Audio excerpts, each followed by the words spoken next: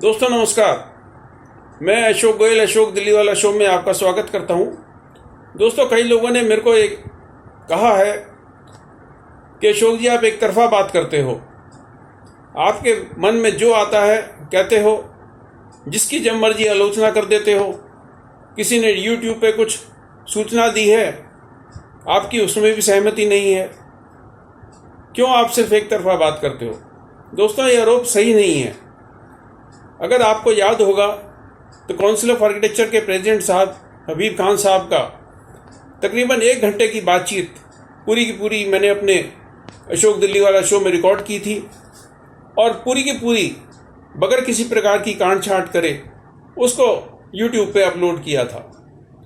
मैं तरह तरह की RTI लगा के जगह जगह से इस प्रकार की जानकारी जुटाता हूँ जो आर्किटेक्ट्स के लिए ज़रूरी है, आम जनता के लिए ज़रूरी है और आर्किटेक्ट संप्रदाय में जो नए लोग जुड़ रहे हैं, जो युवा आर्किटेक्ट्स जुड़ेंगे, जो आर्किटेक्चर कॉलेज में जिन लोगों को प्रवेश मिलेगा, उनके लिए क्या चीज़ लाभदायक है, क्या जानकारी उनके लिए ज़रूरी है।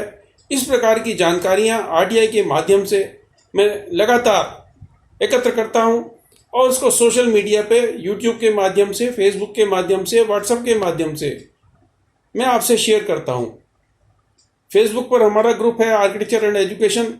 आज उसमें 26,000 से ज़्यादा सदस्य बन चुके हैं। 26,000 लोग अगर उस ग्रुप में शामिल हों जिसको अशोक गोयल ने शुरू किया था, तो एक बात तो स्पष्ट है कि लोग मेरी बात सुनना चाहते हैं, मेरी बात समझना चाहते हैं और वो चाहते हैं कि मैं उनकी आवाज़ उठाऊं। आर्किटेक्ट्स के क्षेत्र में, आर्किटेक्चर के क्षेत्र में युवा आर्किटेक्ट्स को रोजगार नहीं मिल पा रहा। उनको जो तनख्वाह ऑफर होती है वो अगर मैं कहूँ सड़क पे झाड़ू लगाने वाले से भी कम तनख्वाह उनको दी जा रही है। तो इसमें एक तरफा बात कहाँ है। अगर मैं ये बात उठाता हूँ कि आर्किटेक्चर कॉलेजेस में इंफ्रास्ट्रक्चर की कमी है, 35 से 40% फैकल्टी की सीटें खाली पड़ी हैं, तो इसमें एक तरफा बात कहाँ है।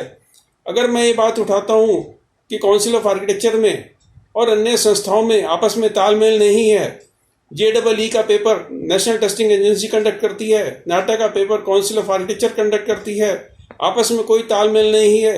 हजारों छात्रों को नहीं मालूम कि JEE के आधार पर एडमिशन होंगे या नाटा के आधार पर, कहीं कोई स्पष्ट नीति नहीं है।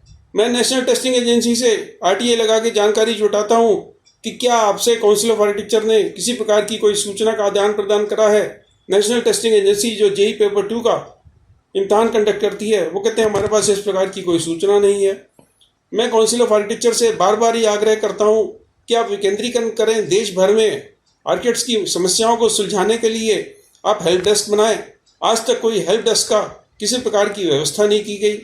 मैं काउंसिल ऑफ आर्किटेक्चर से निवेदन करता हूँ कि देश भर में जितने भी सरकारी महकमे हैं उनमें आर्किटेक्ट्स की पोस्ट में जो गैर आर्किटेक्ट्स बैठे हैं उसके खिलाफ कंटेम्प्ट ऑफ कोर्ट के मुकदमे किए जाएं, क्योंकि सुप्रीम कोर्ट का बड़ा स्पष्ट डिसीजन है कि आर्किटेक्ट की पोस्ट पे सिर्फ आर्किटेक्ट्स ही बैठ सकते हैं। अब सुप्रीम कोर्ट के निर्णय का फ़ायदा नहीं उठा रहे। मैं जब काउंसिल ऑफ आर्किटेक्चर से आग्रह करता हूँ, इंडियन इंस्टीट्यूट ऑफ आर्किटेक्ट से आग्रह करता हूँ कि आप लोग साथ मिलके आर्किटेक्ट्स की भलाई के लिए काम क्यों नहीं करते, तो मैं कहाँ एक तरफा बात करता हूँ। अभी पिछले दिनों कुछ प्रयास किए गए कि आर्किटेक्चर सर्विसेज पे आर्किटेक्ट्स का एकाधिकार हो और इस प्रकार का एक प्रस्ताव सोशल मीडिया पे चर्चा में आया और आप देखिए कि सारे देश भर के इंजीनियर्स उसके खिलाफ लामबंद हो गए। उन्होंने मिनिस्ट्री को चिट्ठी लिख दी इस तरह की कि अगर इस तरीके का आर्किटेक्चरल सर्विसेज पे एकाधिकार का प्रस्ताव संसद ने पास कर दिया तो 20 लाख इंजीनियर्स बेरोजगार हो जाएंगे। अभी किसी प्रकार का कोई प्रस्ताव संसद को नहीं भेजा गया और सारे लोग इकट्ठे हो गए। हमारे 1.25 लाख के करीब आर्किटेक्ट्स हैं, 25,000 के आसपास लोग इंडियन इंस्टीट्यूट ऑफ आर्किटेक्ट के सदस्य हैं, सैकड़ों इसके चैप्टर्स हैं, कोई सेंटर्स हैं, कोई सब सेंटर्स हैं और किसी प्रकार की मेरे को कोई इनकी उपस्थिति ना सोशल मीडिया पे दिखाई देती है, ना किसी प्रकार की इन लोगों का कोई पत्र व्यवहार मेरे को दिखाई देता है जो अपने अधिकारों की रक्षा के लिए ये सरकारी महकमों से करे। काउंसिल ऑफ आर्किटेक्चर में मैंने जब RTI लगाई और ये जानकारी प्राप्त करने की कोशिश की कि 50-55 सदस्यों का काउंसिल ऑफ आर्किटेक्चर में किस प्रकार का योगदान है, तो वहाँ से बड़ी विचित्र जानकारी आती है। इंडियन इंस्टीट्यूट ऑफ आर्किटेक्ट के 5 सदस्य काउंसिल ऑफ आर्किटेक्चर में बैठे हैं। देश भर के एजुकेशनल संस्थानों से चुन के आए हुए 5 सदस्य काउंसिल ऑफ आर्किटेक्चर में बैठे हैं। क्या उनका पिछले 4-5 साल में योगदान रहा है? क्या उन्होंने कोई सुझाव दिए हैं? इस प्रकार की जानकारी की जब मैं आरटीआई लगाता हूँ काउंसिल ऑफ आर्किटेक्चर में, तो मुझे पता चलता है इन विद्वानों ने वहाँ पर कोई आज तक सुझाव नहीं दिया। किस प्रकार के लोग हैं ये? फिर मेरे पे आरोप लगाते हैं कि गुल साहब एक तरफा बातें करते हो, आप नकारात्मकता फैलाते हो। अगर सूचनाओं की जानकारी आम लोगों को प्रदान करना, अपने आर्किटेक्ट मित्रों को प्रदान करना नकारात्मकता है, तो सकारात्मकता क्या है? आप लोग इतने पदों पे बैठे हो, इतने समय से लगातार इन संस्थाओं को चला रहे हो, तो कम से कम सामने आके ये तो बताओ कि पिछले 5 साल में, 3 साल में, 2 साल में या पिछले 1 साल में आपकी क्या उपलब्धि है। सीओए सोशल पे मैं प्रोग्राम देखता हूँ तो उसमें क्या हो रहा है, 3 या 4 लोग बैठ जाते हैं आपस में बातचीत करने, हमने ये वाला प्रोजेक्ट इस प्रकार से करा, हमने ये वाला प्रोजेक्ट इस प्रकार से करा। सीनियर आर्किटेक्ट्स को आप बुला लेते हो, वो नॉस्टैल्जिया में चले जाते हैं, वो बताते हैं हमने अपने दिनों में ये करा। अरे आपने अपने दिनों में क्या करा वो सर माथे पे, आपकी क्या उपलब्धियां वो सर माथे पे। फ्यूचर आर्किटेक्ट्स के लिए आप लोग क्या कर रहे हो? क्या आपके दिशा निर्देश हैं? क्या आपकी नीति है? क्या आपने कोई परिकल्पना की है? किस प्रकार के सुधार आप चाहते हो? मुझे दूर दूर तक कहीं कुछ नहीं दिखाई देता। आपने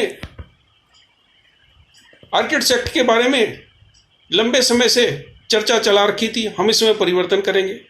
क्या परिवर्तन करेंगे? सारे सुझाव आपने कूड़ेदान में फेंक दिए। उसके बाद एक सुझाव पे आपने काम करना शुरू करा। काउंसिल ऑफ आर्किटेक्चर लगता था बहुत सक्रिय है, बहुत काम करेगी।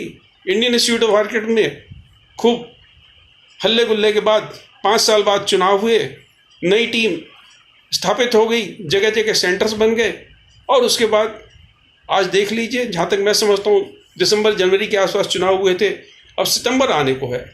आज 7-8 महीने में क्या इन लोगों की गतिविधियाँ हैं, सिर्फ इस चीज़ की कि किसी ने कोई आर्ट ऑफ लिविंग का सेमिनार करा दिया, किसी ने कोई क्रिकेट मैच करा दिया, और कुछ इस तरह की चर्चाएं सस्टेनेबल आर्किटेक्चर पे या और इस तरह की कोई बातचीत ये चला देते हैं और ये कहते हैं हमारा सारे काम की तीसरी हो गई। दोस्तों, मेरा निवेदन है हमारे सीनियर लीडर से, चाहे इंडियन इंस्टीट्यूट ऑफ आर्किटेक्ट के हों, चाहे काउंसिल ऑफ आर्किटेक्चर के हों, कि हमारा आर्किटेक्चर प्रोफेशन बड़ी कठिनाई में है, और इसको जब तक आप दूरदृष्टि नहीं रखेंगे, सारे मामलों पर विचार करके सरकार के साथ अपने बातचीत के दरवाजे नहीं खोलेंगे और अपनी कठिनाइयों को सोशल मीडिया पे, अखबारों के माध्यम से, पत्रकारों के माध्यम से, टीवी चैनल के माध्यम से, रेडियो के माध्यम से जब तक सामने नहीं लाएंगे, तब तक आप नहीं अपेक्षा कर सकते कि आप किसी प्रकार के आर्किटेक्ट सेक्टर में कोई परिवर्तन करा सके, क्योंकि आर्किटेक्ट सेक्टर में परिवर्तन आपके हाथ में नहीं है, ये संसद से होना है, और संसद के पास और बतेरे काम है, आप उनमें अपनी उपस्थिति ही नहीं दिखा पा रहे। इसलिए सबसे ज़्यादा जरूरी है सीओए सोशल के प्रोग्राम हिंदी में बनाए जाएं। इंडियन इंस्टीट्यूट ऑफ आर्किटेक्ट के जो नए पदाधिकारी हैं वो ज़्यादा से ज़्यादा अखबारों में, सोशल मीडिया पे, इलेक्ट्रॉनिक चैनल पे, और जितने भी प्रकार के सुविधाएं आपके पास उपलब्ध हैं लोगों के साथ संवाद करने की, उनसे ज़्यादा से ज़्यादा संवाद करें, ताकि लोगों को कम से कम ये तो पता चल जाए आर्किटेक्ट क्या होता है, इंजीनियर क्या होता है। आज हम लोगों को ये तक नहीं बता पाते कि आर्किटेक्चर का कोर्स अलग है, इंजीनियरिंग का कोर्स अलग है, और विभिन्न अदालतों ने भी इस प्रकार का कोई संज्ञान नहीं लिया कि भवन निर्माण का काम आर्किटेक्ट के पास हो या सिविल इंजीनियर के पास हो। वहाँ भी इस प्रकार की कठिनाइयाँ रहती हैं कि उनको भी तकरीबन वही सब कुछ पढ़ाया जाता है जो आर्किटेक्ट्स को पढ़ाया जाता है, जबकि सत्य इसके विपरीत है। क्यों ऐसा हो पा रहा है?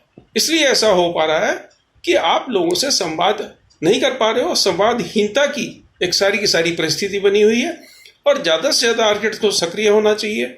ज़्यादा से ज़्यादा आप लोगों को सोशल मीडिया पे जुड़ के आम आदमी को उससे संपर्क जोड़ें, उनको बात बताएं, उनको ये बात समझ में आए कि मेरे को भवन निर्माण के काम के लिए, अपने आर्किटेक्चर से संबंधित काम के लिए आर्किटेक्ट के पास जाना है, इंजीनियर के पास नहीं जाना।